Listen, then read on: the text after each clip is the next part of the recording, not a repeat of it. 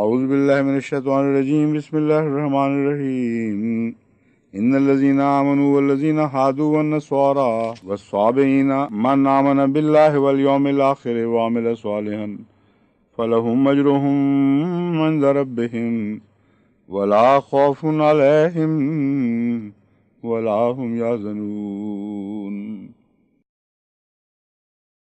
This has been misunderstood by many and has been made an object of debate by many scholars earlier too. The fact is that Islam is a universal religion which speaks of all the religions revealed variously at various times to various people. And it does not monopolize the truth in the sense that whoever is not a Muslim would definitely go to hell. That is, this verse is a negation of that fear. This is an objection which the Holy Quran raises against the parochial attitude of Christians towards Jews and Jews towards Christians. قالت اليهود ليست النصارى على شيء وقالت النصارى ليست اليهود على شيء. The Holy Quran tells us that the Jews said the Christians have no foundation whatsoever. So they would never be forgiven by God. And the Christians on the other hand say the Jews have absolutely no foundation, so they will never be liberated by God and they will never go to heaven. And the Holy Quran took exception to this attitude. How could the Holy Quran, having done that, take exactly the same attitude towards others? Quite on the contrary, it is the only religion, and when I say the only, I mean the only religion in the world, which declares categorically that Allah's light, Allah's guidance is not the monopoly of a particular people or a particular area or of the Mediterranean belt alone. The Holy Quran declares that Allah has shown His light and sent His messengers and reformers to all parts of the world, in all ages, among all the people, black and white and yellow, no distinction. So having made such magnanimous declaration, covering the entire world, bringing it under the spell of Allah's mercy, how could the Holy Quran take that parochial attitude that none but a Muslim would ever be forgiven? On the contrary, it goes further to explain that, now I quote the Holy Quran, إِنَّ الَّذِينَ آمَنُوا وَالَّذِينَ هَادُوا وَالنَّصَارَى وَالصَّابِئِينَ مَنْ آمَنَ بِاللَّهِ وَالْيَوْمِ الْآخِرِ وَعَمِلَ صَالِحًا فَلَهُمْ أَجْرُهُمْ عِنْدَ رَبِّهِمْ وَلَا خَوْفٌ عَلَيْهِمْ وَلَا هُمْ يَحْزَنُونَ. This is a verse taken from Surah Baqarah. It says, those who have believed, verily those who have believed, that is, who have believed in the Holy Prophet of Islam, وَالَّذِينَ هَادُوا, and also the Jews, وَالنَّصَارَى, and also the Christians, وَالصَّابِئِينَ, and also people belonging to other religions outside the Mediterranean belt. Because Sabi was the word used for non-Arabian religions. The Sabians are a community of which there are different reports. Some believe that the Sabians were the worshippers of stars. And according to some other scholars, the Sabians were a people who belonged to some prophet of the book, but later, like other Christians, like other people, Christians and Jews, they started deviating from the right path and until they ended up into a completely different denomination from the original one. But apart from that, the Sabians was a popular title given to the non-idolaters by the Arabs. They generally dubbed people who did not belong to their cult as Sabians. This is why Ahmad sallallahu alaihi wasallam and his followers were dubbed as Sabians by the Arabs generally.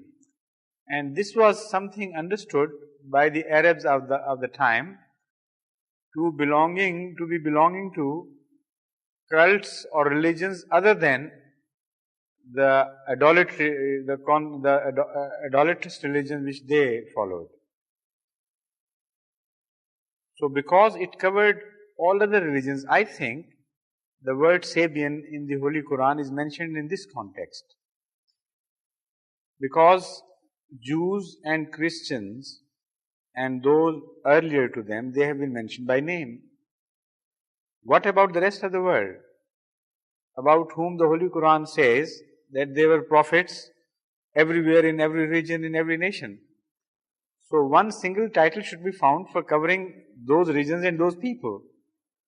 So because we know positively that the Arabs considered the name Sabian covering all the non-Arab religions, alien religions. And this is why Ahmad was condemned under the title of Sabian. They said this was a foreign religion, this is an alien religion to the Arabs. So that the word Sabian is kept particularly to cover the rest of the religions. And because we know the Arabs generally give this name to the non-Arab religions. So this has authenticity, this answer. Also it appeals to our conscience. That if the Holy Quran is discussing other religions, it should have at least some reference to them, and this is a very good name. Otherwise, the Holy Quran would have to offer a complete list of the entire world religions, every area and every era, both. It would be not possible naturally. You know, the reference to the Sabians is a guarantee that they were not idolaters. And the claim of some scholars that they were star worshippers is wrong. I mean, not originally. So the Holy Quran could not have referred to them unless, according to the Holy Quran, the Sabians originally belonged to the people of some books. So, we have the authority of the Holy Quran that this is the only acceptable interpretation of this word. That they are a people belonging to certain books originally. With reference to the classical Islamic literature, Sabi is an Arab word referring to those people who belong to books other than the books of Torah and Injil, but who do belong to books and belong to religions which were originally revealed by God. So all of them, wherever they have been, are in essence either Ahle Kitab or Sabi'in, and both have been guaranteed fair treatment by God if they truly believe and do righteous deeds. Only mushrikeen are exempted. Now the Holy Quran, having reached this, the Holy Quran says, Amanu billahi wal yawmil akhir wa amilu salihat. Of those who truly believe. Here again the word Amanu is repeated, meaning of these which we have counted, those who truly believe in God and the day of judgment and act righteously. فَلَهُمْ أَجْرُهُمْ عِنْدَ رَبِّهِمْ. Their reward would be upon God, upon their Lord. لَا خَوْفٌ وَلَا خَوْفٌ عَلَيْهِمْ وَلَا هُمْ يَحْزَنُونَ. No fear shall come upon them, nor shall they have cause to grieve. This is the declaration of the Holy Quran. If, according to the Holy Quran, all of them are bound for hell except Muslims, how could the Holy Quran declare that their reward is with Allah and no fear, no grief shall come upon them, no fear shall come upon them? In view of this categorical statement, it is impossible to attribute such a narrow teaching to Islam. Yet, the majority of the Muslims of today take this attitude. Why? They are not also without foundation altogether. They have another verse in mind which they have misunderstood and which they have not been able to compromise with this verse which I have just quoted. So unfortunately, among the Muslims we find two opposing groups. Some follow this verse and say even the non-Muslims will be forgiven if they are righteous, and some follow the other verse. Inna Dina Indallah al-Islam. And another says, وَمَنْ يَبْتَغِي غَيْرَ الْإِسْلَامِ دِينًا فَلَنْ يُقْبَلَ مِنْهُ. The religion is Islam.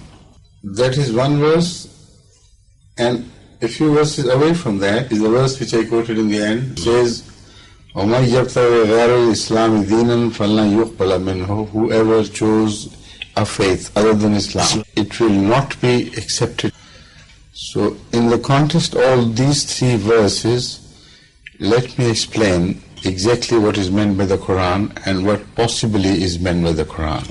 When I said what is, then suddenly I thought there are many connotations, possible connotations. I shouldn't say what is. But what possibly is meant by the Quran, there is more to it than just meet the eye. The word Islam in the Holy Quran is used as a general term for all true faiths, right from the time of Adam till the time of Hazrat Muhammad Rasulullah and onwards. With reference to Abraham also, the Holy Quran tells us that God addressed Abraham and said, Aslim, become Muslim. Aslim means become Muslim. Qala aslamtu li rabbil alameen. He said, already I have become a Muslim for the Lord of the universes. So the word Islam is not only used in this particular verse which I just quoted, it is used elsewhere also to indicate that the real faith has always been Islam. So Islam here is used in its general, widest meanings, which is submission. Submission to the will of Allah is central to all religions. If one follows a religion without this central spirit, no religious exercise will be acceptable. It will not be worthwhile of acceptance by Allah. Because just to bow down and prostrate and stand up or kneel down does not mean anything to God. It is the deep within sense of submission which is acceptable, whichever way it is expressed. That is most important. So here also it is possible that the word Islam is used in the widest term. But even apart from that, the word Islam here could mean Al-Islam, the faith which has finally been given the name and title of Islam. Although Islam in spirit and sense was common to all faiths before, but there came one faith in the end which was revealed to Hazrat Muhammad Rasulullah, which was also entitled Islam. So in the second connotation, we can interpret this verse here, or these two verses here, to mean the Islam, not just the submission, but the Islam. Now, how will it be read in conjunction with that statement which we made earlier, with reference to the verse, which says that whoever believes, or whoever has believed, and the Jews, and the Christians, and the Sabians, and believe in the hereafter, and do good deeds, they have nothing to fear. Their reward will be with Allah.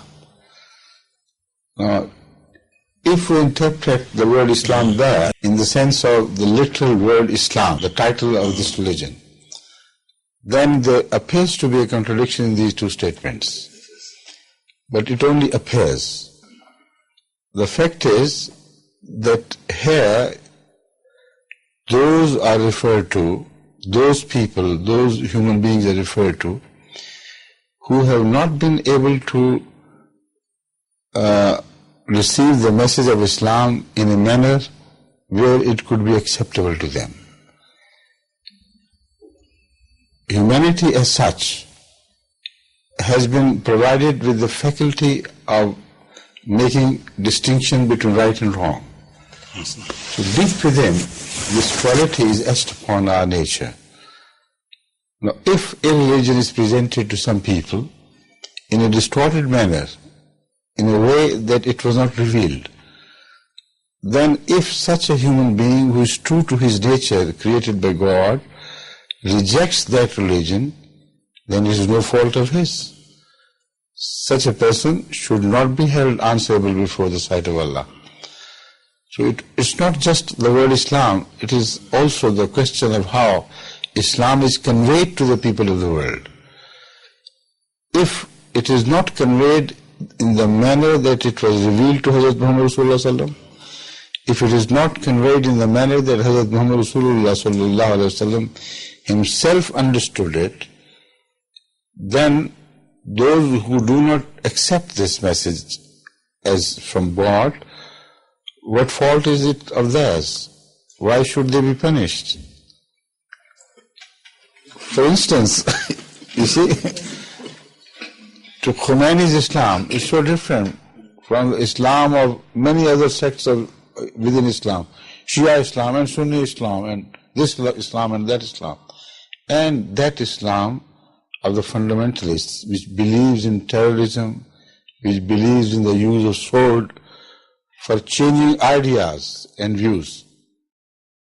No sane man on earth can accept such an Islam as a divine revelation. So if such people, with reference to this verse, have no way to know Islam what it was, naturally if they are true to the nature created by Allah, they will reject a distorted image of an erstwhile true religion, or in reality which is true but presented wrongly. So if they believe truly in whatever they believe in, if they are honest to their own faith, if they also believe in the hereafter and do good deeds, as every religion teaches good deeds, and there is very little difference between the teaching of one religion and another as far as the acting righteously is concerned, as far as commonly known good deeds are understood. There is practically no difference. It is these people, whatever the title of their religion be, provided they fulfill these conditions, they are true to the faith they have inherited, they believe in the hereafter, they do good deeds, they have nothing to fear. Allah is not cruel, Allah is not unjust.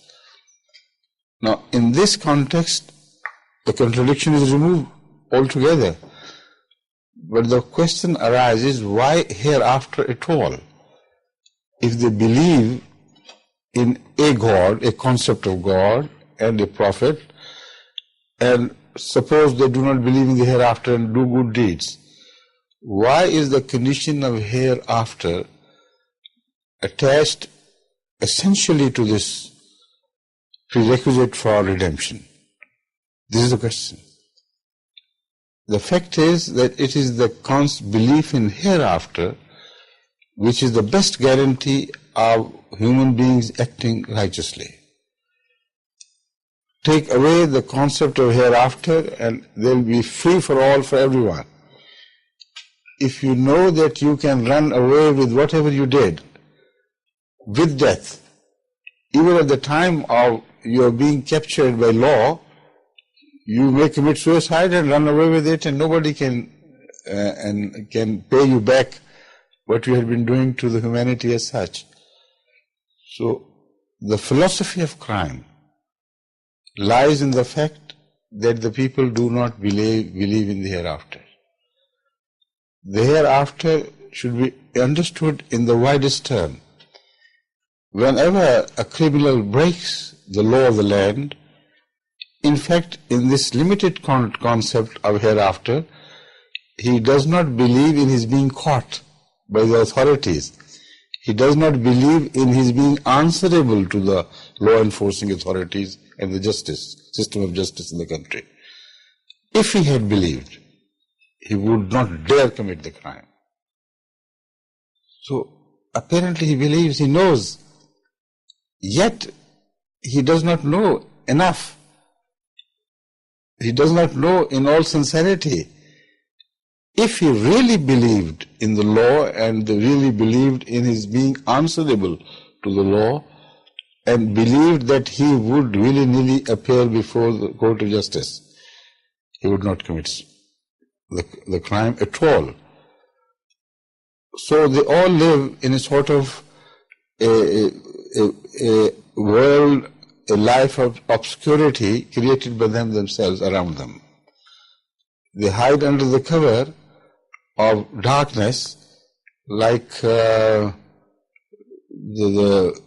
Urdu we say that the pigeon shuts his eyes when it sees the cat, disappears.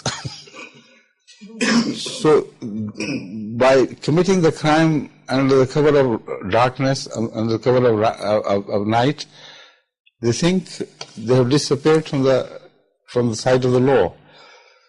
So hereafter is applicable both here on earth and the hereafter in the end. So peace is directly related to this belief.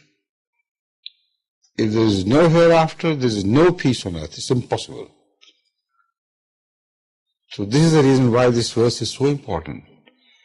It is universal, a verse of universal application.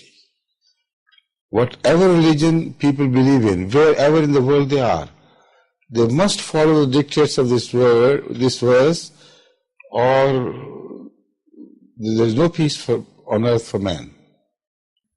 But when religions are compared with religions, then Islam is the latest manifestation and the most complete manifestation. Somebody who has to compare and choose his religion, وَمَنْ يَبْتَغِي غَيْرَ الْإِسْلَامِ دِينًا, that shows that he has already been acquainted with Islam. Yet he prefers another religion to Islam and rejects Islam.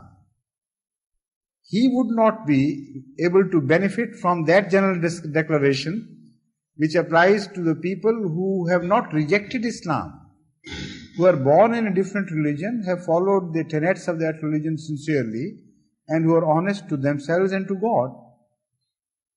They will be forgiven, they will go to heaven.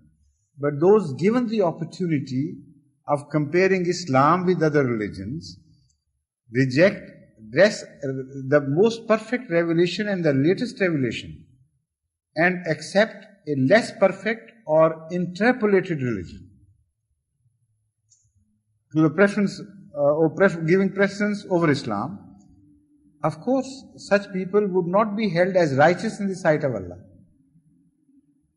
And this very act of rejection of Islam shows that they are not rightly minded, they are not righteous.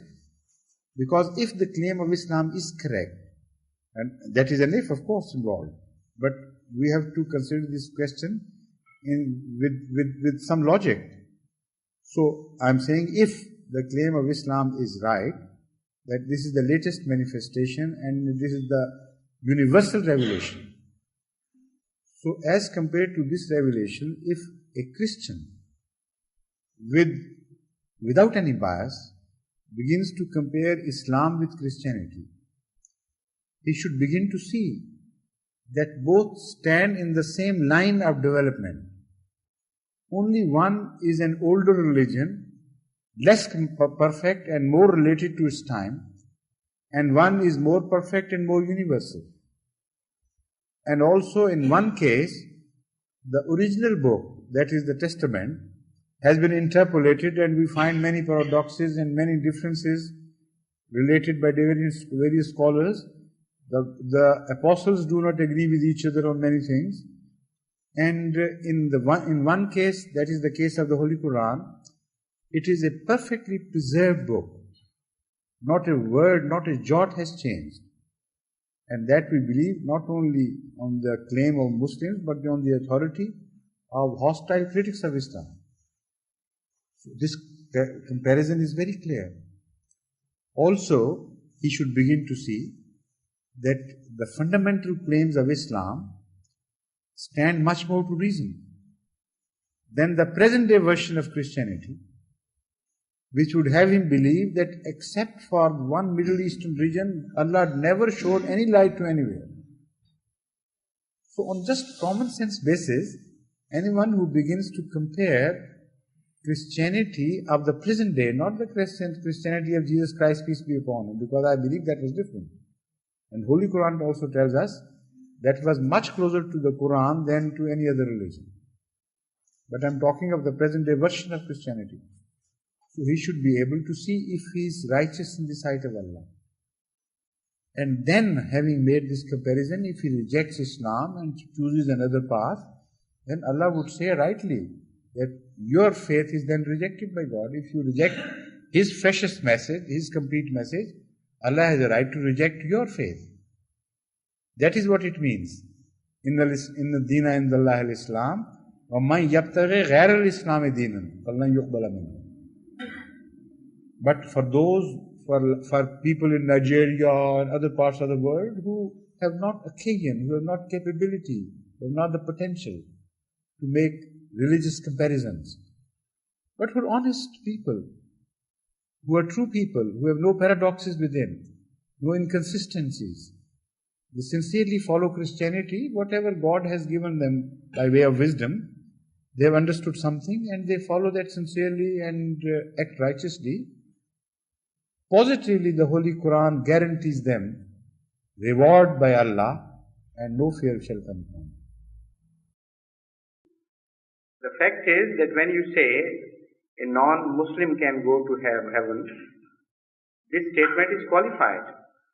It is qualified with a more detailed statement that such people who have not received the message of Islam, who are not at fault at all in not receiving the message, and also those who fail to understand and not all out of malintention or crookedness in them.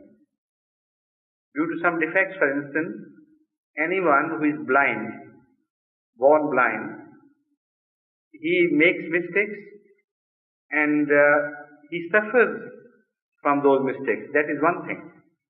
But he is not punished for those mistakes. That is the second thing altogether. So yet, a man who is blind cannot be equated with the one who can see. In one case, justice is applied. And the demand of justice is that he should not be punished. But there is another sort of justice which is generalized justice, where he automatically suffers because of lack of sight. And he cannot be bracketed and equated with a person who can see. So this is exactly the analogy with the statement you have made. Those who cannot see Islam, they could be at fault if they have closed their eyes themselves, or having seen, rejected to see. Then whatever the mistakes they commit, they would suffer and also punished for those mistakes. And those who are non-Muslims, but not out of any fault of theirs, they will also suffer in this world because they will not see light. They will be in a life of comparative unease and discomfort, but they will not be punished. So, one cannot say if the blind are not going to be punished for their mistakes, why should they be given sight? Why all the doctors attempt to give them sight and bring them in equation with the rest of the seeing men? Well, if you are following a religion out of conviction, that's all that is expected of you. Yes. The ultimate decision will be made by God. Here on earth, all that we can do is that we should follow a religion with conviction, not falsely. If we are not convinced of a thing, we shouldn't accept it. If we are honestly convinced of the truth, then this is exactly what we are expected to do.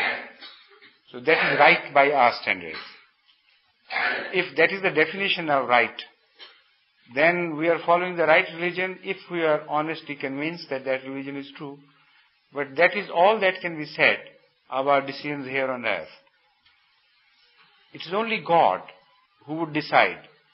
And here I must tell you that if you are following a religion honestly and truthfully, without any distortion in your own self, without being unjust to your fellow beings, and being in the right frame of mind, even if that religion has been cancelled by God and a new religion has been sent in its place, still the followers of those religions have been guaranteed heaven by the Holy Quran. So, right or wrong are also important, of course. But more important is the intention and the practice of the person who believes in any religion. If he is honest, he has no fears. If he practices what he believes, he has no fears.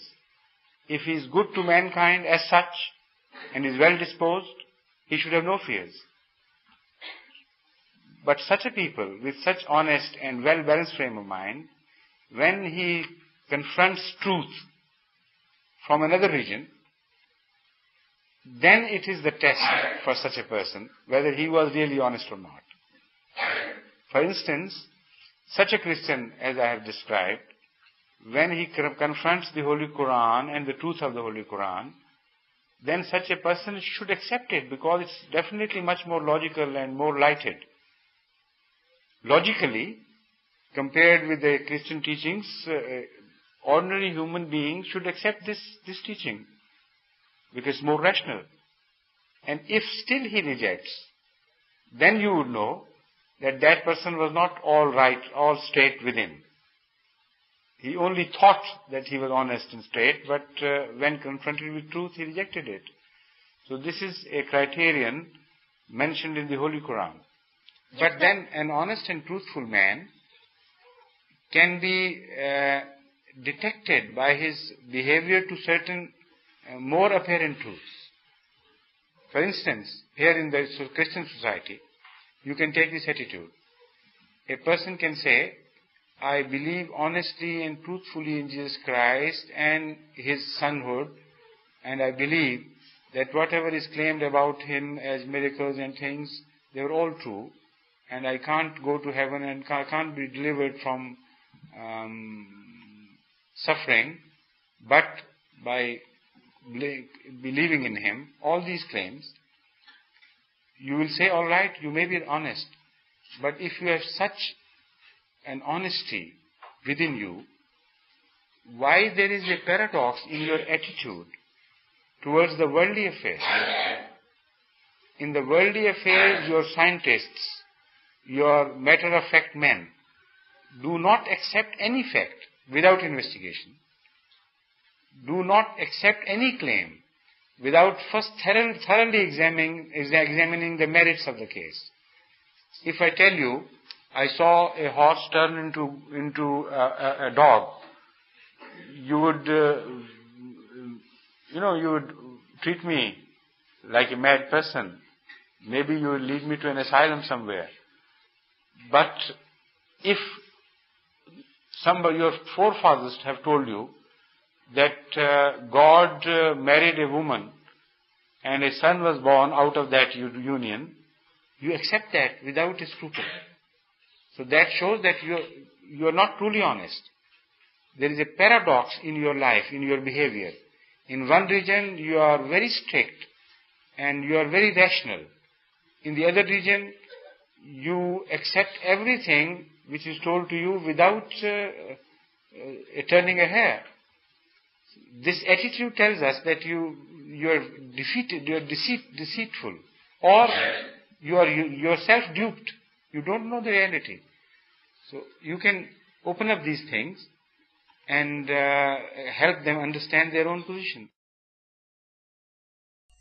فويل للذين يكتبون الكتاب بأيديهم ثم يقولون هذا من عند الله ليشتروا به ثمنا قليلا وويل لهم مما كتبت أيديهم وويل لهم مما يكسبون.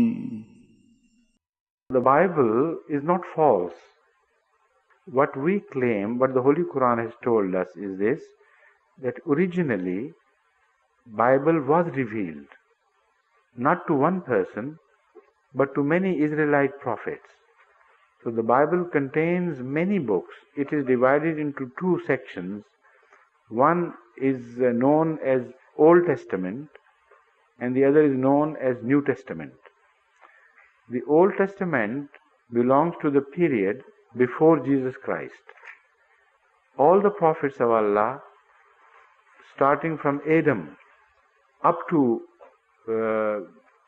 Moses, or not Moses, but other prophets of Israel, were mentioned.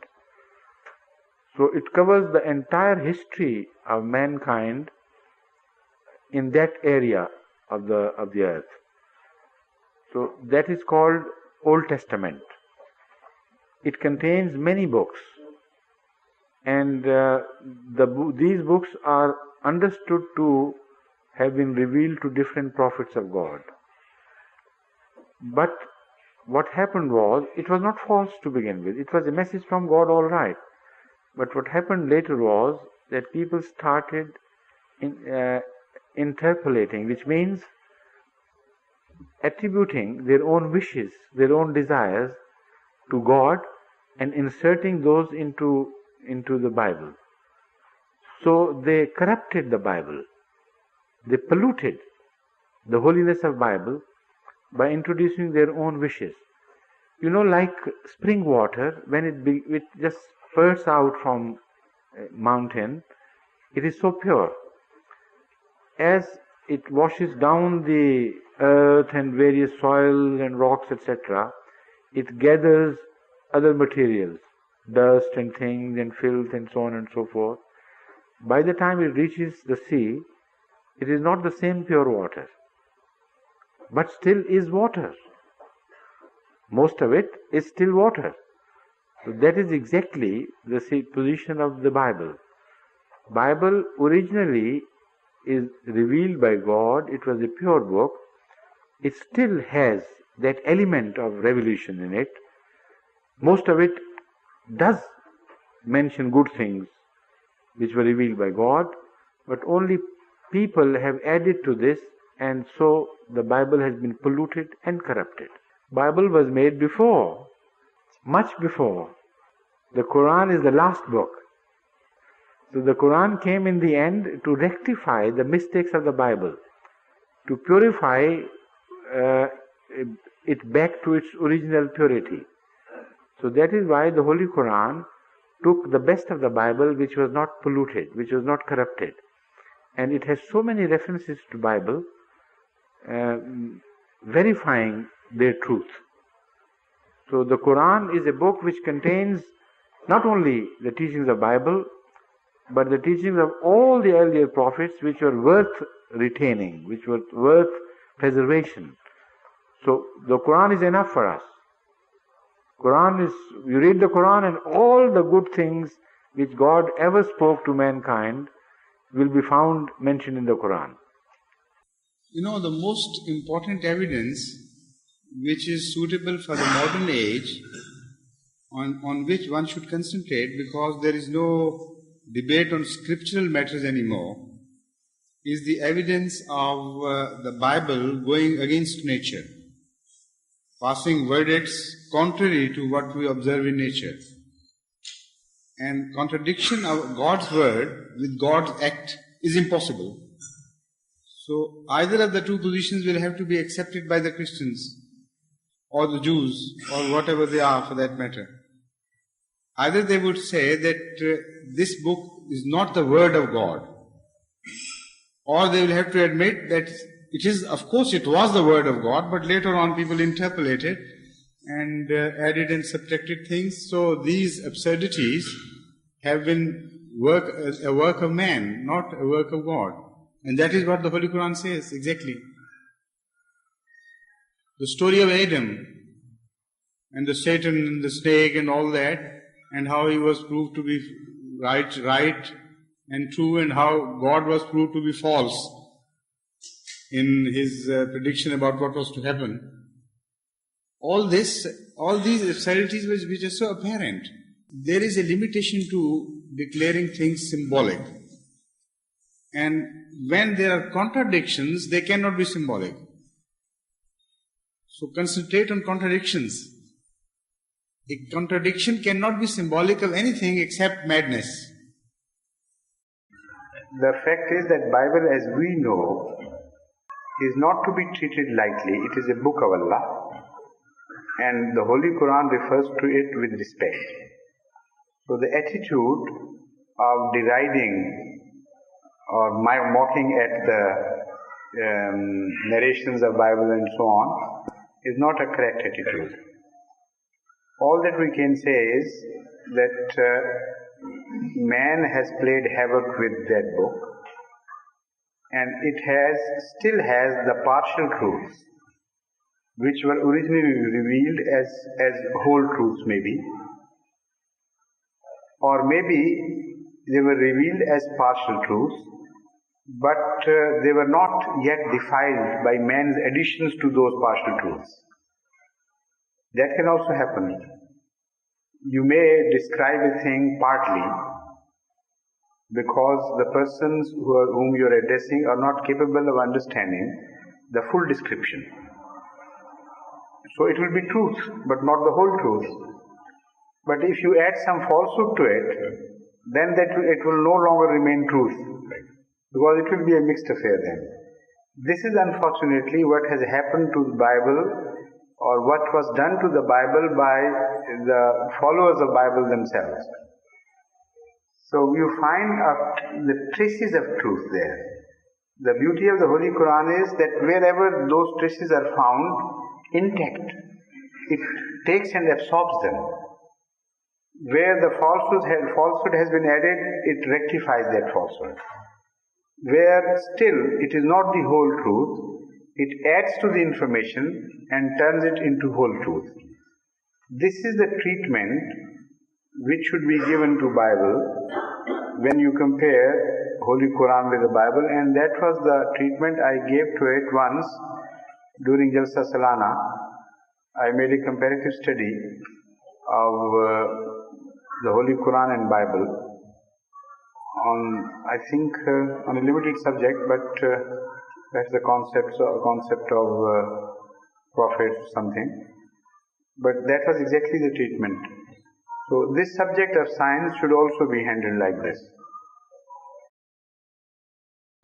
وقالوا اتخذ الله ولدا سبحانه بل له ما في السماوات والأرض كل له قانتون بديع السماوات والأرض وإذا قضى أمرا فإنما يقول له كن فيكون. If something happens unusual, very unusual, it is the person who believes in the unusual thing on whom the onus of proof lies, not on the person who rejects that unusual thing. Like Shakespeare has described a situation in Julius Caesar. He says, if somebody says, I saw horses eating flesh, you don't believe in that just because somebody has made a claim. That is the sense how he is presenting this place. Because for the animals, like horses, it is very unusual to eat flesh. So always the onus of proof lies on those who claim that we saw animals eating flesh, horses eating flesh. They don't ask others, if you don't believe, prove that I'm wrong. Obviously, if you believe in some very unusual situation, you must prove it, or you are wrong. That's enough proof. So because in the universe, because in the religious world all over, we don't find any such happening as Allah having a son. So it's so unusual for us to believe that whoever claims he must prove it beyond doubt. And the greater the claim, the greater should also be the evidence. Now, what evidence the Christians have, except for a few statements about Jesus Christ's miracles, which were unusual?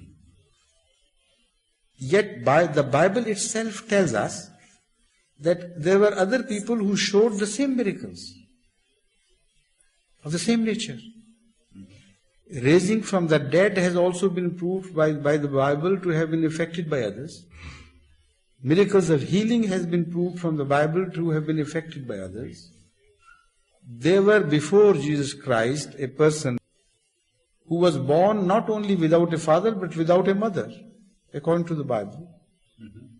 He had neither mother nor father. So he had a greater right to be called God, if that is the reason why you believe him to be God. If such miracles as are shown by Bible, even if they are taken at the face value, if such miracles are proved beyond doubt to have never been effected by any human being on earth, then of course that case has to be considered for a while.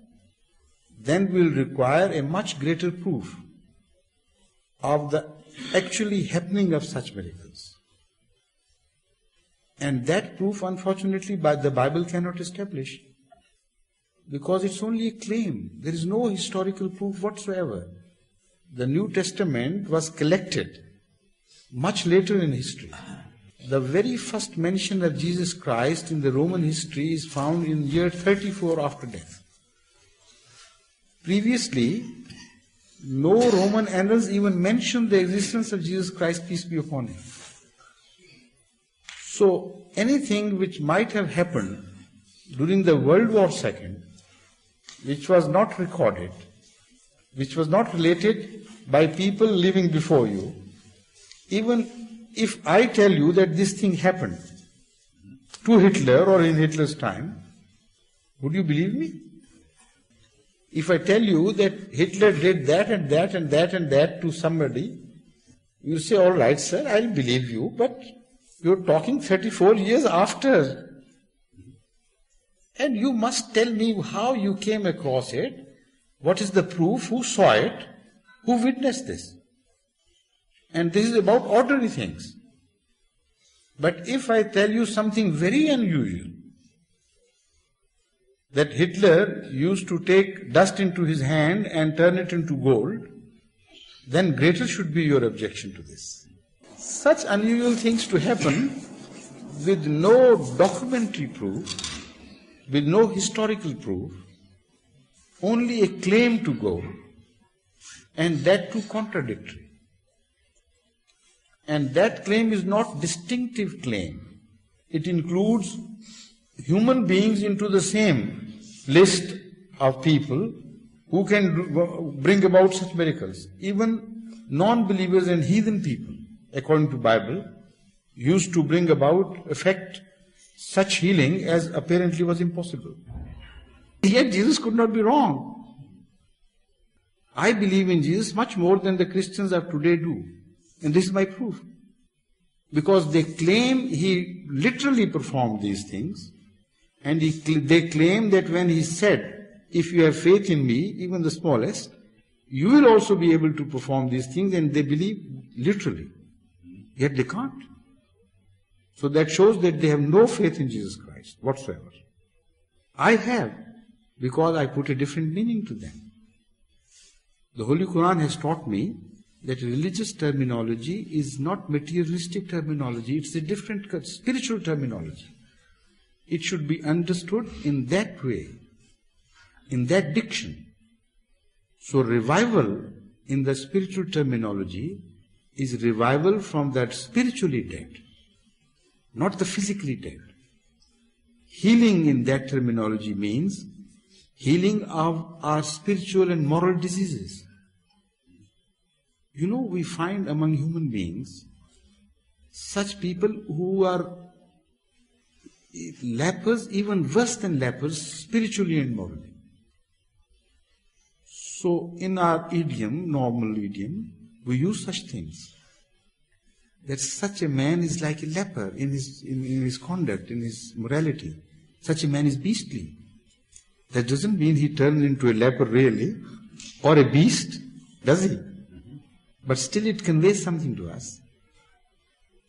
Why, when Jesus spoke in parables, and he took pride in the fact that he spoke in parables, why then, when it was written about him that one would come who would speak in parables, he's taken too literally. Contrary to what he claims, contrary to what was said of him, which is nonsensical. Consider the terminology, first understand the terminology of a science or a subject, and then the whole puzzle will be solved. Unless you know the terminology of science, you will not understand that language. Unless you understand the terminology of economics, a layman will not understand these books, although it's written in the same English as we read. So the terminology of religion has to be first determined, and then all the puzzles are solved. The Son of God also is a terminology. Has been used elsewhere in the Bible. Has been used about other people than Jesus Christ. Children of God, not only one son, children of God. And also it is applicable to a whole race and a nation. Go to the earliest chapter of Bible, Genesis, and you will find mention of children of God going to the children of Satan or heathen people and having fight and have relationship with them and so on and so forth. God's children marrying earthly people. What does it mean? Did God used to issue so many children in the past, and Jesus was the last child he gave birth to? Everything is topsy-turvy and wrong somehow if you take these things too literally. Then Jesus should not be the firstborn, he should be the lastborn. Children of God and the sons of God should be understood according to the religious terminology. This is what Jesus himself said and pointed out to those who objected against him and said, you are indulging in blasphemy. He said, what blasphemy? Lesser people than me before have been called the same things, have been entitled the same things by you. He was referring to the Bible. He said, and you call it this blasphemy? So, no blasphemy as long as you understand the meaning and spirit. But if you take it too literally on the face value of things, then the whole system of religion would go wrong. Then you will not receive any message whatsoever. Children of God, sons of God, is a comparative term, which means those who are dear to Allah, dear to God, like his own children, like your children are to you. When pitched against others, you will always take sides with your children and not with those who are against your children. So this has been history of religion in a nutshell. Whoever has been representing God, when people have been cruel to him or to them, if they are more in number, Allah has always treated him or them like his own children. And to convey this to the others, that you will be punished if you do harm to them. This terminology was used and abandoned later on. But partially, occasionally, it is also used in the Holy Quran. The Holy Quran tells us that if you want to understand God or to have belief in God, you have a similar case in your son-father relationship. I mean, and these are not the exact words, but I'm conveying the meaning to you so that you can understand the fact. An illustration is made in the Holy Quran to point out that what is the proof of a son being a father's son, a particular father's son. Nobody knows, nobody can say. Unless a woman is kept in entire captivity throughout her life, so that it can be positively established that nobody cast an eye upon her except the husband, nobody can offer a proof. But still you know. The Holy Quran points out through signs in them. So, a prophet should be judged if he has signs of God in him. That is the being son. If he has signs of God in him, if godliness is apparent in his habits and character, then you should judge that he is from God, and then he is judged that he is true. Otherwise, you can't ever know whether God did speak to him or not, whether God did send him to you or not, because this is a hidden relationship like the hidden relationship of a mother conceiving a child. So, this also explains, as I told you, the true meaning of son-father relationship. People who belong to God have signs among them, in their character, in their attitude, which are godly signs. And they represent God on earth. And they should be judged by their conduct and their behavior. So Jesus called himself Son of God. At the same time, he repeatedly called himself Son of Man, to point out this difference. To point out that don't take me too literally. I am Son of God in character, in flesh, in body. Literally speaking, I am Son of Man, no more than that. So we believe in this because Holy Quran has also explained the similar terms used vis-a-vis other prophets. For instance, reviving from the dead. The Holy Quran tells us about the Holy Prophet of Islam, Yad'ukum lima yuhyikum. He calls you towards him so that he revive you. He may revive you, give you life.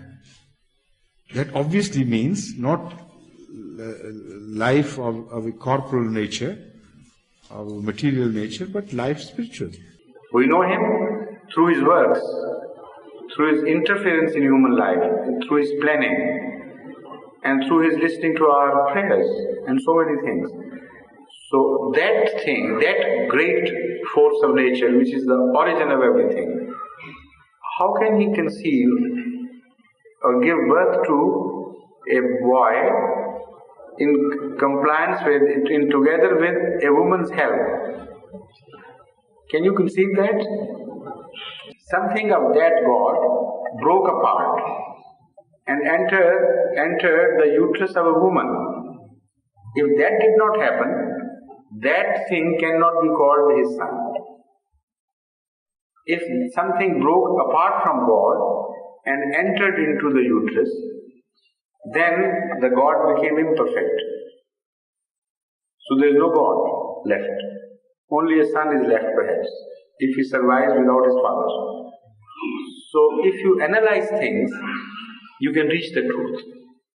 And the wisdom of man is quite enough to direct him properly. So the only truth is that which was mentioned by Christ himself, not by St. Paul. And he is known to have said repeatedly that he is just a man, an ordinary person. He is not even pious. He says he alone is pious, my Father. And we know in Bible that the word father was used as by way of endearment. The word child was used by way of endearment. And Isaac is mentioned in Bible as the firstborn of God. You read the Bible and you see firstborn. And there the Christians say, no, that is just metaphorical, that is symbolic. But in case of Christ, it is not metaphorical. Why? What is the distinction? He is the first God, so he should be, he has the first right to being called the Son of God. So look at it from any angle. It is all wrong. In fact, Christianity of latter days went on inventing these things. Every prophet, if not every prophet, many a prophet before Christ were raised beyond the status they had. So Krishna was turned into a god. So Buddha was turned into a god. So many other prophets who were ordinary human beings, humble servants of God, they have been turned into gods by other people. So either believe in all these gods or abandon the whole idea as just unacceptable to human nature. In the parable of vineyard, where it said that God sent His Son to subdue the rebellious people who attacked His garden and then ran away with the fruits, and they still would not listen to the Son. Then He came Himself. By that we believe the coming of Prophet Muhammad was prophesied, because we believe all this is metaphorical. We don't believe that Prophet Muhammad was God. But what we mean is that relatively he brought a wider concept of God than the one brought by Jesus Christ. So this is why the earlier manifestation was referred to as Son, and the latter manifestation was referred to as coming of God Himself. And when we read the New Testament and the Holy Quran in this regard, we immediately begin to understand some references. In the New Testament, nowhere does Jesus Christ claim to be God Himself. He always refers to Himself as Son of God. So, that parable of vineyard is well understood. That the Son came and He was rejected. But we must await for the coming of the Father Himself. And in the Holy Quran we read the reference that, O Prophet, those who are having an oath of allegiance at your hand, their hands are not on, your hands is not on their hand, it is the hand of God which is on their hand. This is a strange reference. For a monotheist religion, for its book to claim that the hand of the Prophet on the hands of those who have an oath of allegiance at his hand is the hand of God in reality. And then the Holy Quran says that they are pledging God, not you. And then the Holy Quran says at another place that when you threw a handful of pebbles at your enemies, it was God who threw it and not you. So why this repeated reference to the Holy Prophet as God, while he fought all his life for the purest of monotheism, for the oneness and only oneness of God? That means it is a metaphor again, referring to the prophecy of Jesus Christ. That as His coming was like the coming of a Son, the coming of the Holy Prophet of Islam was like the coming of the Father. The message was more complete now. The message gave comparatively more perfect teaching than it was ever brought before.